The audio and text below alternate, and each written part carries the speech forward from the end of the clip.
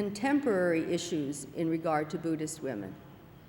They tend to look at the actual lives now of women living in various parts of the world, and they look at what is very interesting, the relationship between women's Buddhism, the economy, their culture, and the politics, and the way in which these aspects interact. Sociologists and anthropologists tend to think that you cannot take religious practice out of its context. The context is very significant, and that for women in particular, that's very meaningful. A wonderful book in this area, again, 1996, is Joanne Watkins' Spirited Women, Gender, Religion, and Culture, Identities in the Nepal Himalayas. And in this book, she shows the relationship between the development of capitalism in the Himalayas and the changes in women's self-esteem and independence, and a growing role in Buddhism through becoming entrepreneurs. So that's a fascinating study. In a day or so, we're going to hear a paper at this conference by a young anthropologist, Yolanda Ben Ede, who is going to look at Sherpa women and nunneries, and the way in which politics and economics and religious ideology intertwine to create attitudes toward women's education among the Sherpas, a really excellent work. So we have many wonderful scholars here, and in a sense I'm speaking to them, that they have begun to work in these areas, and they are right here among us. So if you are interested, you can go and speak to them. Okay, the question of female religious experience. Many books now are being written about what has happened to me in my own heart, in my own mind, in my own form of enlightenment or unenlightenment. And books have been published. A very good one by a young woman who died in an automobile accident, who had an experience in Japan by the name of Maura O'Halloran, Pure Heart, Enlightened Mind, 1994. Very moving story of this young Irish girl in Japan. There are anthologies, and these are the most recent. I mean, literally, I got on the plane with this book right out of the latest bookstore, 1997, an excellent book called Being Bodies, Buddhist Women in the Paradox of Embodiment. And this book is a set of essays, maybe not, but these women have explored very concretely, not abstract Buddhist philosophy, but the way in which Buddhist philosophy has affected their bodies as women. That is the way in which they came of age, or the way in which they responded to pregnancy, or the way in which they are aging, or the way in which they meditated. And they speak about their experience, these very personal, deeply religious experiences that have transformed their life. One of my favorite is by a woman that I had studied with, and I didn't know she had this experience until I read it in Being Bodies. But she was an unwed mother at maybe 19, her child taken from her, and being alienated from that made her decide to study Buddhism. And then she practiced for years, and she describes her actual experiences on the cushion, and how she would shake, and how she would have these very angry feelings and push against the people next to her. I was glad I wasn't next to her. And this was an expression of this experience in which she had lost control of her life, and so on. Now, there are so many women's experiences that have never really been discussed, and certainly not within the Buddhist context. These kinds of things are being written about now. Also, we have among us here an author of a book on an anthology of sacred texts by and about women, 19, and she's published a large text in which we hear the voices of women's personal experience as sacred experiences. Okay, another category, women teachers. And women teachers now in the West fall into two kinds of categories: those who speak to women and those who speak to everyone.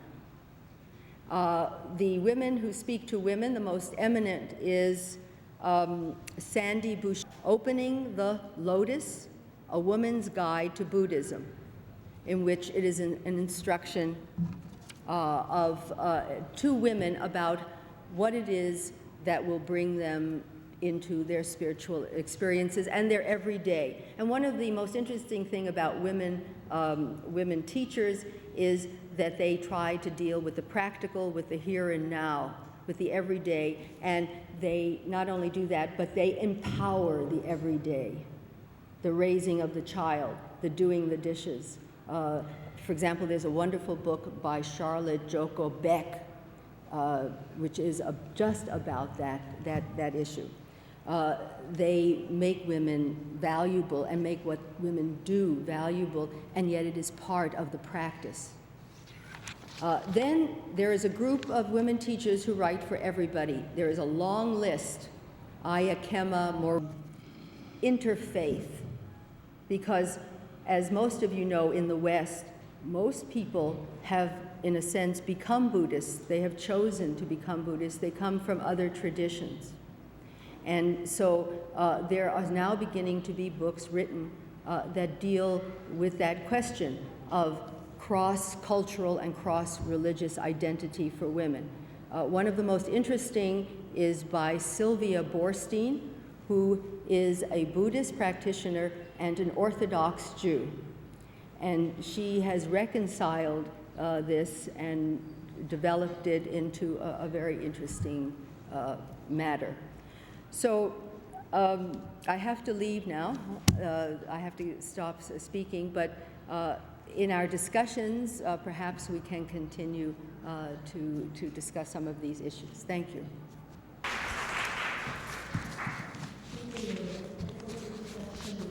And television. And I hope a paper has been circulated. I did bring copies. And I'm going to use some of it. So the questions I'm interested in are, how should we relate to the media? Are we victims or shapers? How do we deal with what we see as misrepresentations? And what message do we as women want to put across in a world of violence, war, and consumer madness? And what I say is an exploration which I hope can be taken up in the groups later. Now, I speak as someone who has written for radio and press. I mean, the first time I came to Cambodia was when I was writing the script for a series on Buddhism for the BBC World Service. And I thought the conference was going to take place in the meditation center, which we had visited for that. Now, when I started to think about this question, I realized that I'd volunteered myself for an all political context represented here. I mean, some of you come from countries where there is extremely tight censorship of all media. And in that context, those who seek to publish or to speak often risk harassment and reprisals. I mean, others come from countries where Buddhism is given a privileged place. Here, obtaining media coverage may not be difficult, but again, there can be dangers if there is an official face of Buddhism which has to be protected. Vis-a-vis other voices, more radical voices, in those of women, for instance. And then there are those where media access is difficult altogether. I was just having a conversation this morning about the situation in countries such as Nepal, where to actually gain access to media is almost impossible, which seizes on scandal and the sensational, without regard to context or complexity. and which often downgrades religion as fit for only the mentally unsound. A religion is just a cult with more followers, is how one commentator just dismissed the subject in a recent British paper. Buddhism is generally underreported. Much more space is given to religions which are more immediately visible by external markers such as ethnicity. And when Buddhism does appear in the press, it's usually hung on 2 or 3 pegs. 1, the sensational or the scandalous. 2, the adoption of Buddhism by celebrities. And 3, well, Tibet and the Dalai Lama, the topical and political interest of Tibet. The film Little Buddha by an Italian producer, Bertolacci, was not a success when it was released several years ago. And this was so even among Buddhists, mainly because it took a motif which not all Buddhists could relate to. In other words, the reincarnation of a lama. A CD was made of the film, and when I tried to get it just recently, I could not find it in any shop. It's just disappeared. Easing on paper in Britain recently wrote a hard-hitting article about the Western Buddhist order. I don't know if the Western Buddhist order has sent any delegates here. It was entitled "The Dark Side of Enlightenment." It accused the order of damaging vulnerable people through sanctioning manipulative behavior in single-sex communities, and individual cases were described. I mean, the headlines and captions of the article were deliberately provocative, casting a sinister light over meditation and indeed the whole of Buddhism, the whole of Buddhist practice. And some of the allegations, the whole of Buddhism. Yet I believe that Buddhism in Britain is essentially media-friendly, and that its concerns can speak to people in a most positive way if presented well. To mention just one more context, I mean, in America, religious broadcasting in a positive way in America. So, diversity, the theme of this conference. But I feel there is also dangers which are in common to all contexts. The presence of hidden agendas, the thirst for eye-catching or ear-tantalizing sound bites or cliches, quick, sudden phrases. And in the West, it also includes projecting inappropriate categories on Buddhism by journalists who know little about religion at all. And the next part of this paper, I take about 5 examples of times when the Buddha was faced with serious allegations because of misreporting. There were no newspapers, but there was a vibrant system of oral communication between and about religious groups. And the Pali texts, and those are the texts I know best, give evidence of debates, disputes, quarrels. Short, snappy stereotypes were bandied around. And I once went through the Pali text to discover as many instances as I could where the Buddha was misunderstood. And as I said, I give about 5 in this brief paper. I just want to pick up on one, and that's from the Vinaya Pitaka. A Brahmin is said to come to the Buddha, and he makes a whole series of allegations, all of which are misrepresentations. These include that the Buddha is without enjoyment, relation of evil and wrong states. Yes, the Buddha is one who is without enjoyment of the pleasures of the senses, not without any appreciation of beauty or enjoyment of happiness. Yes, the Buddha does profess a doctrine of inaction, but it is a non-doing of offenses of body, speech, and thought, not withdrawal. It's as though the Buddha says in each case, you've got a partial truth, but you've ignored the total context. Now, outside the world of enlightenment, the situation is different, but the same principle is relevant. Often when the media picks up on the negative within religion or highlights the sensational, there is some truth in the allegation. In practice, all religion has a dark side. And that is what I tried to put across when I was asked to write a reply to what had been written about the Western Buddhist order for the newspaper. That the Roman Catholic tradition, the Christian tradition, every religion has a dark side. Religion has harmed the world as well as uplifted it. When the religious affairs correspondent of The Guardian uncovered abuses in the Western Buddhist order, the order openly admitted that things had gone wrong. But it was quick to add that it was unjustified to say that abuses were continuing. I think an important lesson to learn is that nothing is gained if we try to hide what goes wrong. And here I'm speaking not only about Buddhism, but about all those who consider themselves to be religious. But for Buddhism, at the very center of the faith is an image of the world entangled and on fire with craving. And so it's not surprising that this craving enters religion itself sometimes. So one of the most important, seriousness, respect, and openness. We should also encourage the media to take the total context into account. And here again, I'm going to miss a part out. But the challenge, I think, which needs to go out is that we all have a role, that we should not be complacent about the media, that we have a role in molding it, in shaping it, engaging with it. We have a task in making Buddhism better understood. But the question which flows from this is what kind of Buddhism we want to communicate as women. Do we want to pander to what society desires, the sensational, the simple story, or do we want to challenge? Now, when I was asked to write a series of radio programs on Buddhism, it was not because I was at all an expert in the media.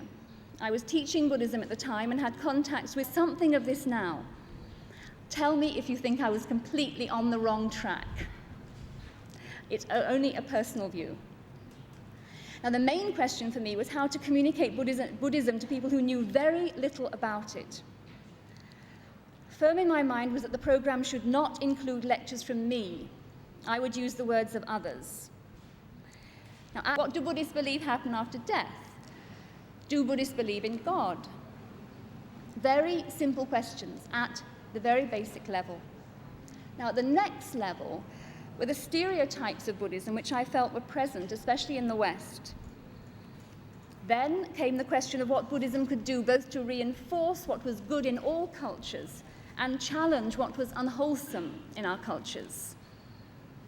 Now, to take these last two levels, to take the stereotypes, and I come across quite a lot of them in my present work in interfaith relations. One of the most common, especially in the West, is that Buddhism is a path rooted in the wish for self-fulfillment and inner peace only.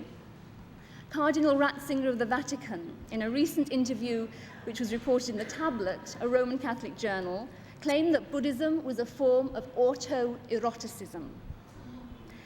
In other words, he was suggesting that the practice of Buddhism could be reduced to the wish for a feeling of almost erotic well-being. I mean, what a travesty. A horrible twisting of the sense of peace which is the fruit of practice.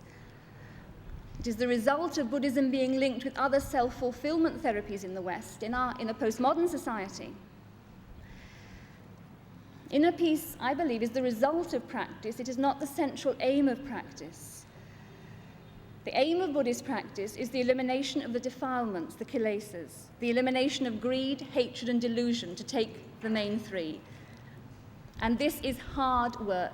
Of course, it has nothing to do with autoeroticism. And that was one of the messages I sought to put across.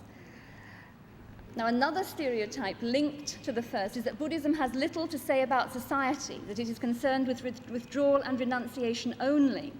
And that, I believe, is akin to the kind of misrepresentation which was present and I quoted earlier in the Vinaya. It contains a half-truth. Buddhism is about renunciation, but renunciation of the defilements, not about renunciation of concern for society. And then again and again, when making the programs, I saw this expressed in the lives and words of those we interviewed for the programs. And in the paper, I include some of those words, just some of the extracts from the interviews, which I felt were particularly pertinent. I won't give them now, but they include Kim Leng, who works at the Dharma Yatra Center for Peace and Nonviolence here.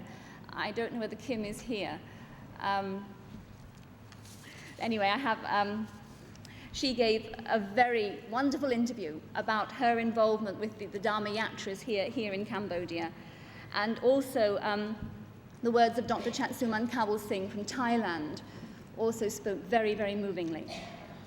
And all the extracts show compassion in action, whether witnessing for peace, challenging consumerism, pointing to the dangers of a society overpowered by greed, even questioning some forms of Buddhism itself. Put in summary form, they embody the message that there is a problem at the root of existence, and that the way to wholeness in society lies in rooting out this problem, in destroying the causes of this problem. And we know the formula by heart, and feel it is true, and I include myself in this. Yet to live this message involves radical challenge to every society. And I would suggest that this is what the media should be urged to portray, that Buddhism does not just lead to a self-fulfilling path to peace, but it mounts a challenge. And it's not a comfortable message. So, to finish off now, I end with several questions which maybe you will want to take up in the group. I'm saying we need not be the victims of the media. We can be its molders. And these perhaps are the questions. What is the central message which we want to put across? What misunderstandings need to be rectified or false representations challenged? What is the challenge or model which Buddhist women should be expressing to society in their lives and practice? Thank you.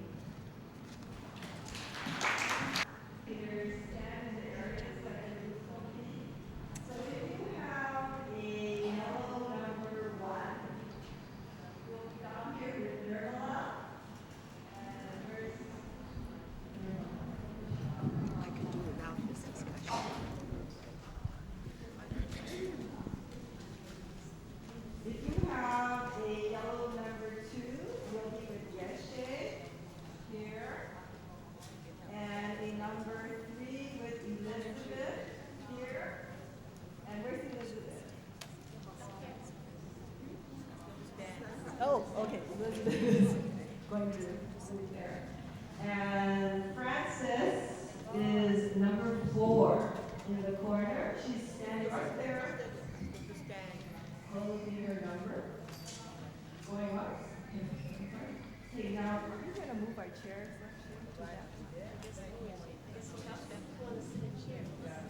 So I suggest that you'll probably have to move your chair to the area you are to meet in. Number 5 will be with Angela. And Angela will be here up in the middle section. And number 6 will be with Norma, who just talked about the books, also in the middle section, further towards the door. Then we have number 7 up front on that corner with me, Trina. Number 8 with Serenity, and she's standing in a very good spot. And number 9 will be with Lekshay towards the door. And the last group, number 10s, will be with Coco, who's standing in the blue dress. So if we can try to move to those areas, and if you don't have a number, just come up front.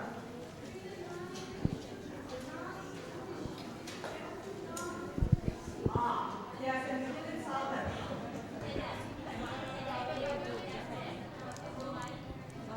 I have some other experiences with meeting people, and I have come to my own conclusion that it's not so much of the tactics or the strategy or the methods that we develop, but it's almost like getting hold of a good person who understands by heart, at the bottom of his or her heart, what we are at least trying to advocate. So I think I'm almost done. Thank you for standing. Yeah. It's so loud. Huh? If you don't do Yeah. Can we move up? Yeah. Too close to this. We are too close to this group. right? So understanding and supportive media people is very difficult to get. And it comes to this dilemma of not being able to bring up the issues on media in the way that we think that it's better than what what we have. I wonder if there's a way of cultivating a relationship. I think that your dilemma is very important to look at and see and get some support. And I like what you're saying about. There's two things. One is strategy, because the news is strategic. It is. Unfortunately, they look for dramatic conflict, and they somehow they do distort. That's the problem with the tendency. But also, at the same time, to finding someone who is, or you can develop and cultivate, relationship with. It might be to look for that person, or to find someone that that maybe not be there yet, but invite like coffee hour. It's hard. Sometimes it's a conflict of interest. Like you want them to understand you, and what are the different ways? I don't know. In Japan, is that where you're? Like in America or in Hawaii, it's supposed to be that's what they're there for, and yet you still have to. The dilemma is constantly trying to find someone, that you can work with. It's developing relationships. And wouldn't it be nice if they were Buddhists? Yeah? It would be. It doesn't have to be a Buddhist, it doesn't have to take a Buddhist to do that. Anybody who has Integrity. compassion, I don't know which word to use, and I don't want to suppose that we have it. I mean, we are still on a very low stage, and then I can't say that, I have a compassion and I want you to have that one. I mean, it's wrong. It's something that I would never want to even pretend that I have that. But we are constantly searching some good friends and good reporters to be more understanding and be able to cover the issue in a more humanitarian way. So it sounds like what we're saying is that in a way Buddhists want publicity for their practice, their beliefs, their social activities, but when we deal with the media, we take some risks, whether they will report it fairly and sympathetically. And of course, here and to give privacy. I mean, ensure the privacy of those who request it. But we're also talking here about a free press, whether or not we really do have the freedom to present Buddhism as we wish. Even in America, when people interview... This is about the Buddhism and the freedom of media. Yeah, I was... but I know that's what you're asking is about how the media, the Buddhism in Sri Lanka. How Sri Lanka being mainly a Buddhist country, so we have a lot of freedom in the press, and we do have, and there are special programs, and mainly the day starts and the evening, all the rituals, everything. We have many programs for Buddhism, and media is very. You can say it's almost a Buddhist country. We consider the government, everything is pro-Buddhist, and so we have very much freedom and independence, and we have even sermons, religious activities, many programs on Buddhism. What if you wanted to do a program on And the bhikkhuni, Buddhist homosexual, yeah. On the Buddhist homosexual community, how would the press come and report it as Yeah, something controversial? yeah. Those of course they'll be censored to a certain extent sometimes, yeah, they'll be censored to a certain extent. But then Sri Lanka, now even the bhikkhunis now say we were the bhikkhuni order. We had a lot of publicity on the bhikkhuni ordination, till such time that it was too much. Everybody started writing about and making. There were newspapers. Some were so enthusiastic. They announced that when the bhikkhunis arrived, the president is to go, and so many thousands of monks to go and meet them at the airport. And then it was too much. And then suddenly it went to the ministry, and so they had to curtail. Then it has gone to the president. Then president thought it was actually it went against our freedom.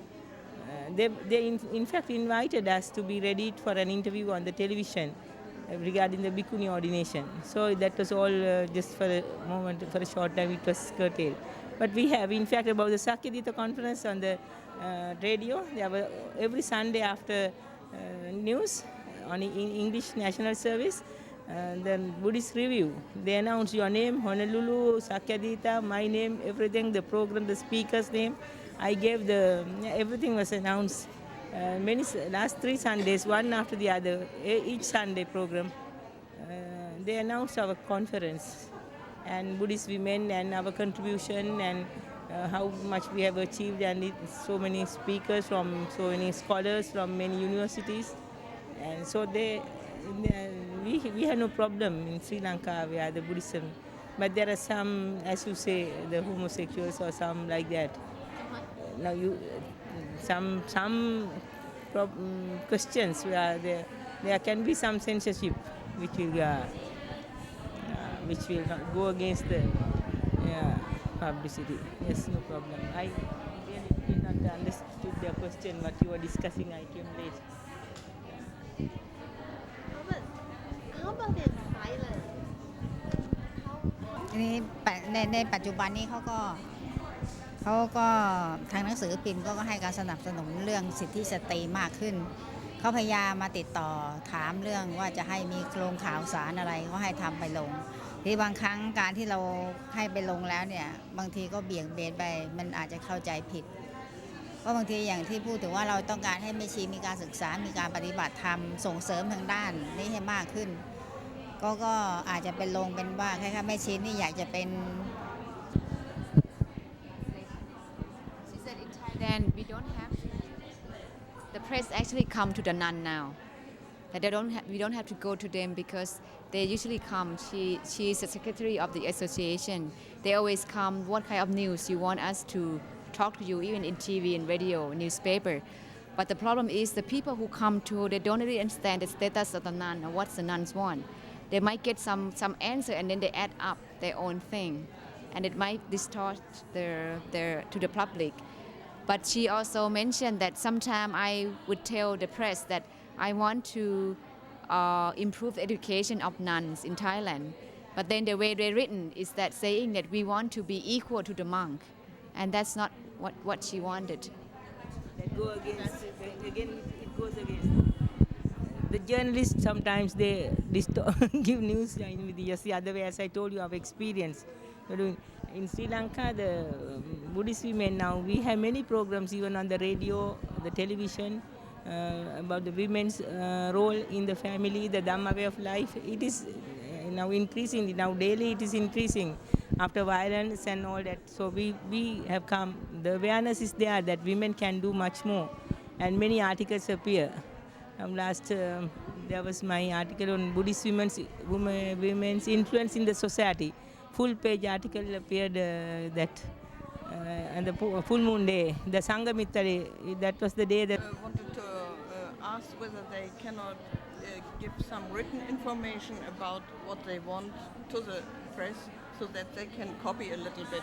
So this is more secure. ถามว่าแม่เราสมมุติว่าเราจะลงข่าวของแม่ชีอะไรแล้วเราเขียนได้ไหมเป็นเรื่องเป็นราวแล้วก็ส่งให้เขาเพื่อที่ว่าเขาจะได้ไม่เบี่ยงเบนได้ไหมแต่ที่เขาลงส่วนมากเขาจะมาสัมภาษณ์แล้วไปลงแต่เขาให้เราเขียนไปก็มี She said both, but mostly what's the distortion come when they come and interview her, and they always complete her sentence. You know, they fill up whatever they want to say. Yes, yeah, in two ways. When they want, they come after. That's true. And have it in the paper as your point of view. We have that in Hawaii, where there's a point of view page in the editorial section. I don't know if other countries have such a avenue for your expression. And that way, they can't edit it because you have, unless it's a shortness of it, but most of the time they would, have it, you are the author, and so channels, and the public has the opportunity to put on any shows they want. And the Buddhists have been really slow in taking advantage of this opportunity, this alternative. And you just have to go down and get trained on community access video. And we did it. So then we can make our own programs. There's no program on television about how to meditate. There's no program on, what is Buddhism. There's no program on what is Japanese Buddhism, Chinese Buddhism, Korean Buddhism. We have all these traditions in Hawaii, but people have no way of finding out about them. So community access television is one really good way because it's free and it reaches a certain number of people, quite a lot of people. So I think we have to, we have to utilize whatever resources are there to put forward our points of view. Of course, since a very long time, in the Vinaya training are organizing many different kind of training in Dharma. So when they already train in a proper way, so the nuns go in a position to send in different villages to teach about Dharma. Yeah. So Ladakh is very remote area, and it is quite very difficult to reach the high lamas or high priests. So nuns are the best that can visit 1 or 2 times in a week within a group, maybe for organizing sort of training for about 10 days or a week. Because it's the position of Buddhism in Ladakh in remote areas as well as in villages is very disheartening. I mean, there are Buddhists on one way, but when we, for example, what I have noticed is one of the educated boy or girl among the family want to become a monk or nun. The parents are not happy with it. So it means they are Buddhist on a name, but not in an original way. That is one of the very, big problem and disappointing being a Buddhist country. Yeah.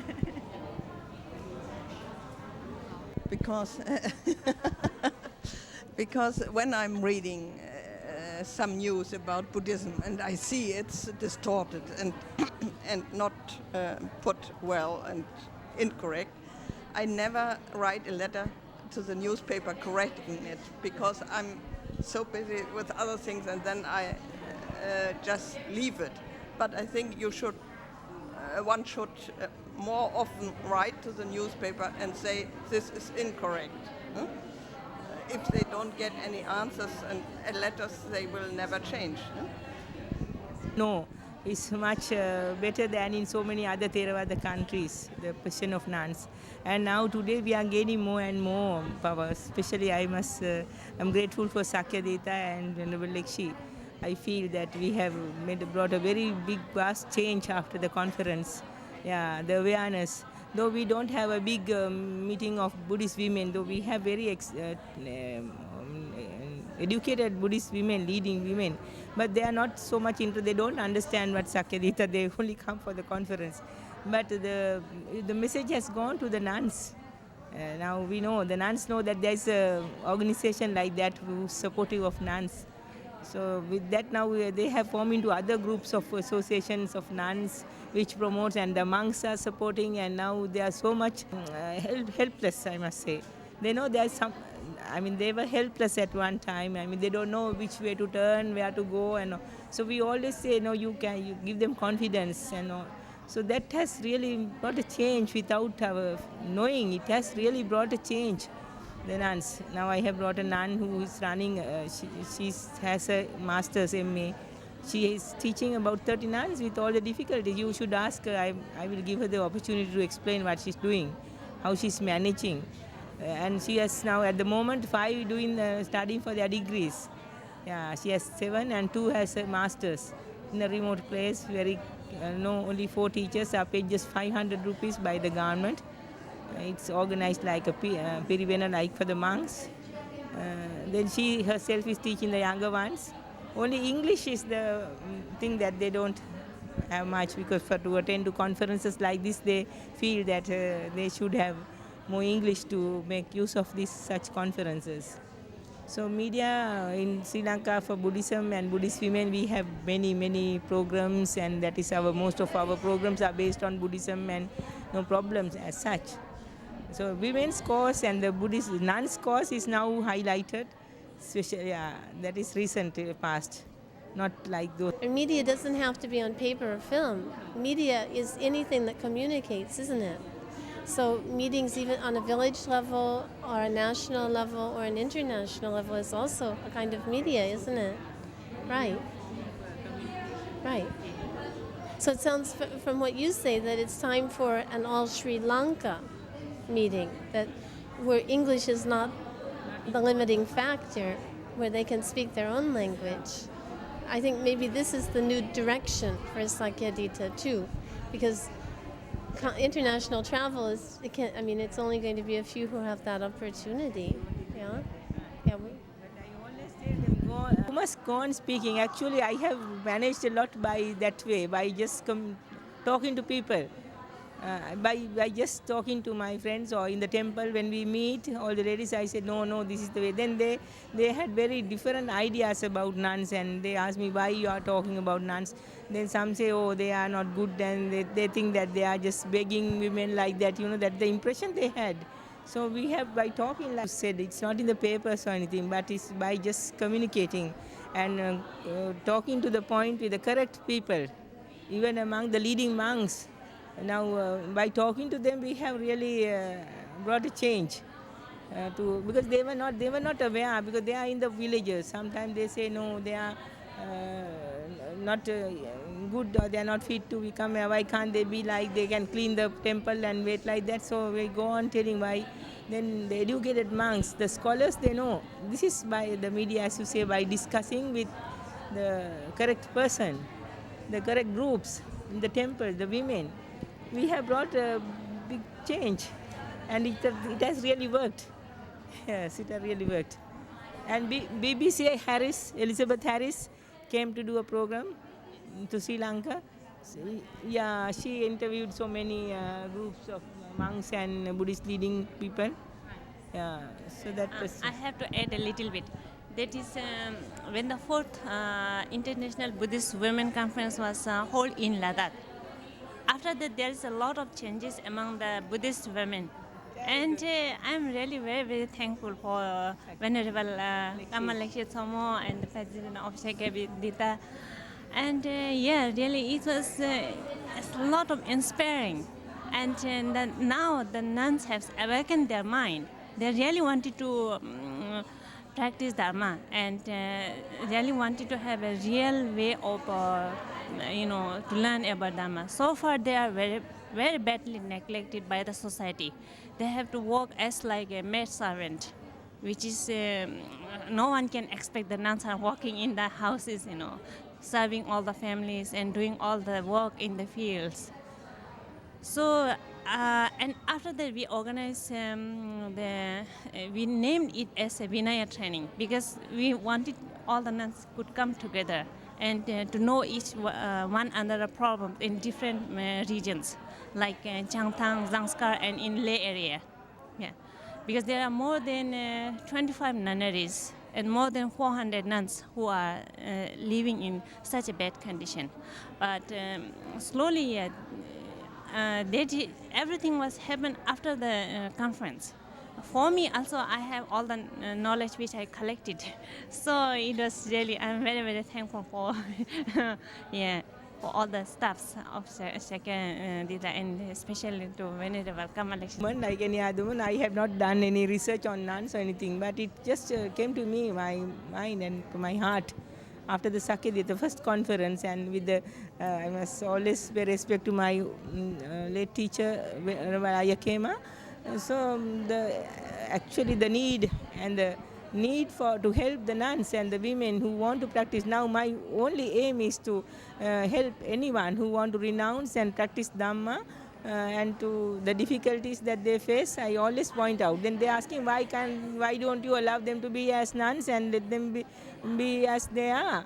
So I said no, more and more educated women and will join as nuns if they are more acceptable to the society.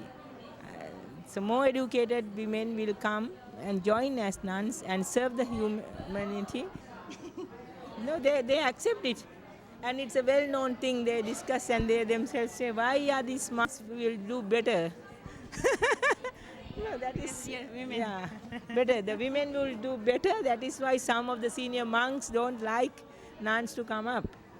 So this is not coming from me. This is coming from the monks themselves. The monks, and they don't see anything against even the high ordination. They see that they are really good and must help, and so much work is going on, and that really, remember the time we organized the conference, I couldn't get permission. If I was going to discuss the word bhikkhuni, when you given at the time, then they would have barred everything, and Sakyadita would have got handed, and I would not have been able to do this work. So silently we do it. Media had really helped by talking to people. And yes, we didn't do much on the press actually. Sakyadita was not known in Sri Lanka. It is better known in other countries about Sakyadita Sri Lanka, but not in Sri Lanka. But now it is known after the ordination and little things. It's okay. I don't want publicity, but the work proves it is there. Did other people have other things that they wanted to talk about? Yeah. Yes, I think we're interested in knowing about the changes in for the Thai nuns since the conference in 1991. Does she see any improvements, any more awareness in Thailand about the nun situation? แม่ชีไปถามว่าหลังจากนั้นมาแม่ชีเนี่ยเปลี่ยนแปลงไงบ้างภาพรวมของแม่ชีเนี่ยเปลี่ยนแปลงยังไงปีจากปีที่ก่อนนี้เราคือเห็นมีแม่ชีจากหลายๆประเทศมาปฏิบัติแล้วก็เห็นเขามีผลงานอะไรมากขึ้นทีนี้แม่ชีก็มีการจัดอบรมมีการฝึกแม่ชีในด้านการเรียนการสอนการทำ Because she is like a representative of the association. So she has to go through the whole country to visit different nuns, and she starts seeing the monk also start seeing the role of women, and they even now give the money to the nun to come to the training that she provided. And she said that it's also partly some nuns are not used to it. They don't want it. They just want to take care of the monk. But now a few monks start seeing that if they send a nun to go training, the nun come and can help them more than many monks in the temple. So they want to support the nun to go for training.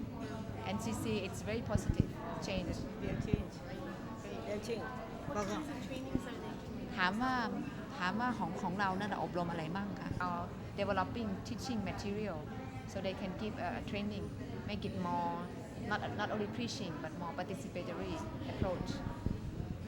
ที่เราบางที่อบรมนี่จะมีอบรมเกี่ยวกับด้านสาธารณสุขบ้างการปฐมพยาบาลบ้างแล้วก็อบรมที่จะเป็นครูที่สอนเด็กเล็กๆอย่างศูนย์พัฒนาเด็กเล็กตามวัด They also give teaching nuns on healthcare and teaching nuns on how to run a preschool because many nuns are like teacher for the kindergarten in the community, so they train them how to be a teacher for kindergarten.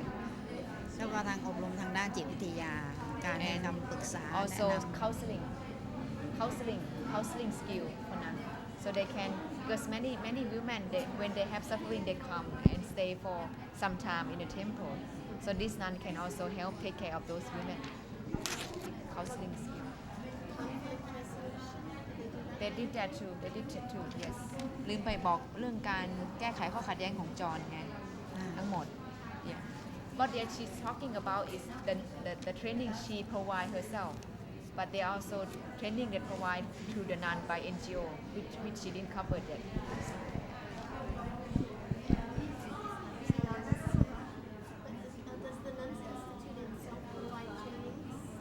Uh, ของแม่ชีเองที่ทำ แล้วก็เชิญจากแม่ชีทุกๆแห่งใน and ทั่ they วประเทศไทย invite เข้ามาอบร nuns ม from the whole country, from the whole region to come to the training. she trained ก่อนนี้ที่เราทำส่วนมากเราไม่ได้ประชาสัมพันธ์ที่อื่นเขาจึงไม่รู้จักทีนี้ส่วนมากเราต้องการพัฒนาในกลุ่มแม่ชีนี่ให้มีความ she รู้ said ตรง she นี้ didn't have time to do the publication because she want to concentrate working with the nun so mostly the media the public doesn't know so much but she said I don't care it's good that the nuns know what they're doing first and then later on the public will know what are we doing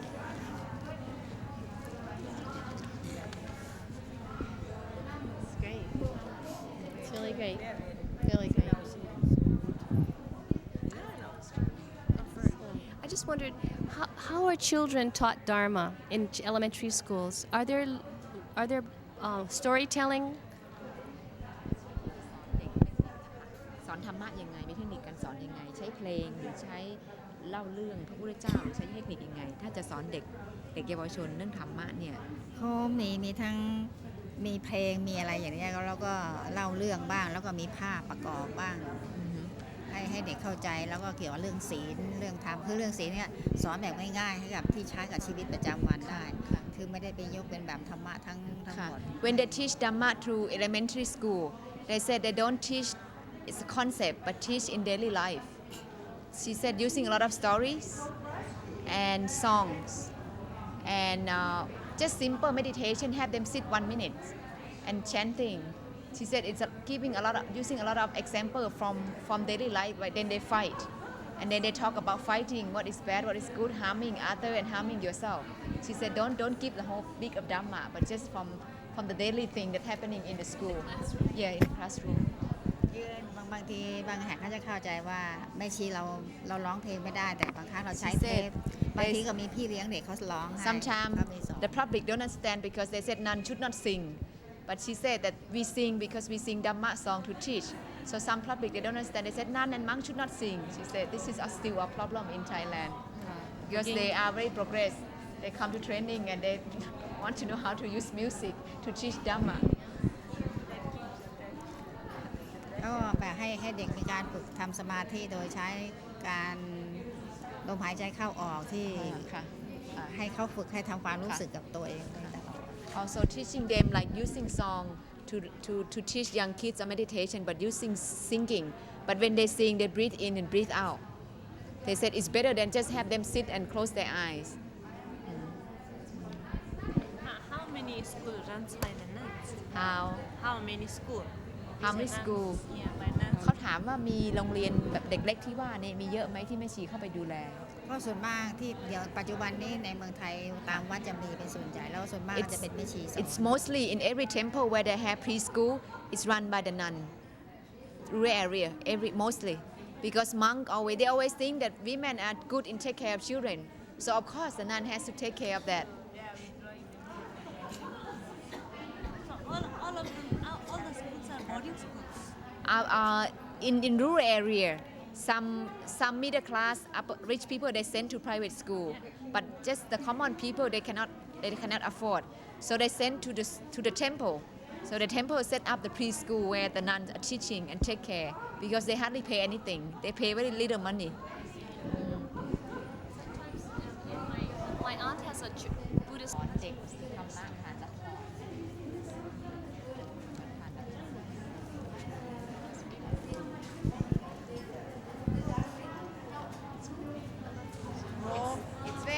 It's very interesting. I went to visit the nun who came to our training because I do the training for nuns, and 3 of them went. Actually, 2 of them almost disrobed because when they come to our training and they go back, they want to try the technique, but the monks don't want them. The monks just want them to preach, and they said you cannot preach to children because they won't listen. So anyhow, after that she left, both of them, and almost disrobed, but they found the address because she collect the address of many temples, a whole country, where ask the monk where do they need nun to help with kindergarten. So she had all the address, and she sent to these 2 nuns. So they went and set up their own school, and they said only after 2 months. The monk has been teaching like beating, using very forceful the old traditional way. So when the 3 nuns took in, they changed the whole atmosphere. And I went to visit them a couple of times. And the parents came to the kindergarten and said that the kids, only 4 or 5 years old, went back and tell the mother and father to chant before sleeping because the nun tell them to do. They do it, and they said, how come you don't do it? You should chant before you sleep. And the nun said that the villagers really changed, and now they give a lot of food and money to the temple because of the three nuns went there and take care of it.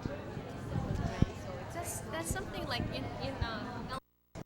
in Hawaii, the children learn about recycling and environment, and they learn that and back and home and tell their parents, oh, you should save that. So the children are starting to have an influence on the parents. So it's a really precious learning because coming from the heart. That's great. That's great.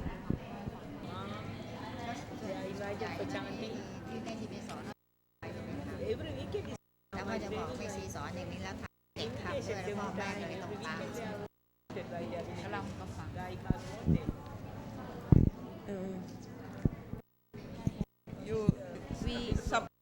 I related to the before. I've been giving training to the nuns the last 3 years on violence, conflict resolution, and training of conflict resolution and trainer. Because many nuns and monks during the school vacation in rural area, most teachers and parents, they don't know how to deal with their kids, especially elementary school and secondary school. They always put them in the temple or them like temporary, like 1 month or 2 months, especially the boy, the novice. Monks and nuns always come to us, this NGO that we work with, saying that they don't know how to handle it because outside home they have many media and technology, and when you come to temple and you want them to sit, they can't sit, and they don't have technique. So we start the last 2 years training them on called participatory Dharma teaching. So it's almost non-teaching center training, using different role play, using skit, using media, and a lot of techniques to have them really learn through this. And this is 1 year, and we work with about 14 monks and nuns that we want to train to be trainers, so that in the future they train other nuns. And they came already the 3rd level now. We've been doing, and not only that, I think one thing that I do train monks and nuns together, because the first time when we work with monks and nuns, when evaluation, people are afraid that we shouldn't train monks and nuns together because we're afraid we're gonna motivate them to disrobe. And I don't believe that. So I did evaluation with them after the first 2-3 courses, and the nuns especially said that when you train us and nuns, monks together, you train us to be active, because the nun is very low. They don't even speak because sometimes they stay in the monk, but the monk don't even see them. So we did a lot of gender workshop. Had the monk just listen to the talking, and then later on, we found that after several training, monks and working as a team. So they do the training together now. And many monks said, I respect, I know that nuns know more than them, even though they are like a master, preach. But the nun never preach always in the kitchen. But they start realizing that nuns had potential. So that it's very, I found that it's very helpful. It's the nun to be assertive, but at the same time make the monk realize that these people are resource not just to be in the kitchen, because even many monks understand gender issue. They understand in here, but if they never practice listening to nun, they will never understand